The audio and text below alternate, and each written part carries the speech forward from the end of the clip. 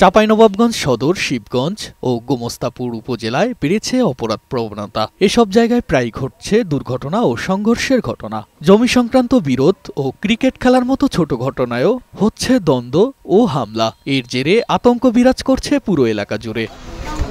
Police ও স্থানীয়রা জানায়, কুরবানির ঈদের ছুটির মধ্যে প্রতিপক্ষের হাতে জমি সংক্রান্ত বিরোধ নিয়ে খুন হয়েছে মাসুদ রানা, আব্দুল রশিদ, রফিকুল ইসলাম ও নজরুল ইসলাম। আর ক্রিকেট খেলা নিয়ে তুচ্ছ ঘটনায় প্রতিপক্ষের হাতে প্রাণ হারিয়েছেন আব্দুল বাসেত। এসব ঘটনায় জড়িতদের বিচার ও আইন শৃঙ্খলা রক্ষাকারী বাহিনীকে আরও কঠোর হওয়ার পরামর্শ স্থানীয় ও সুশীল সমাজের। ওরা বলছে আমি 3 কাঠা মাটি দিয়ে টাকা দিয়েছি, আমি 3 কাঠা এখানে নেব।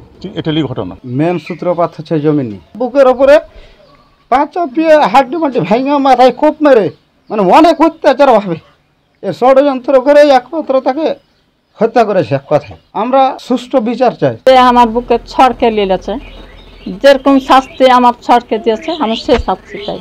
দ্বন্দ্ব থাকতে পারে, কাজে হতে পারে, কিন্তু এইভাবে তাকে মারা উচিত হয়নি। এটা জঘন্য অপরাধ একটা। আমরা সুষ্ঠু বিচার চাই। চাঁপাইনবাবগঞ্জ সদর, গোমস্তাপুর, শিবগঞ্জে 5টি হত্যাকাণ্ড সংঘটিত হয়েছে, যা সামাজিকভাবে আমরা মানসিকভাবে চরম ক্ষতিগ্রস্ত হচ্ছি। এদিকে প্রতিটি ঘটনায় সুষ্ঠু তদন্তের মাধ্যমে আসামিদের বিরুদ্ধে ব্যবস্থা নেয়ার আশ্বাস দিয়েছেন পুলিশ সুপার। কথা কাটাকাটির কারণে ভাই ভাই বা চাচা ভাতিজা মারামারি হয়, মারামারিতে অনেক আহত হয়ে মারা গেছে। এই সম্পর্কগুলো আস্থার জায়গা থাকলে এটি হতো না। কেউ অ্যারেস্ট করা হয়েছে, আর যারা পলাতক আছে মামলা হয়েছে, সুষ্ঠু তদন্ত হবে। তদন্তে যারা দোষী হবে তাদেরকে গ্রেপ্তার করে আইনের আওতায় আনা হবে। ঠুনকো ঘটনায় হত্যাকাণ্ড বন্ধে প্রতিটি মানুষের মধ্যে সম্প্রীতি বজায় রাখার পরামর্শ সংশ্লিষ্টদের। তুষার আহমেদ, বৈশাখী সংবাদ।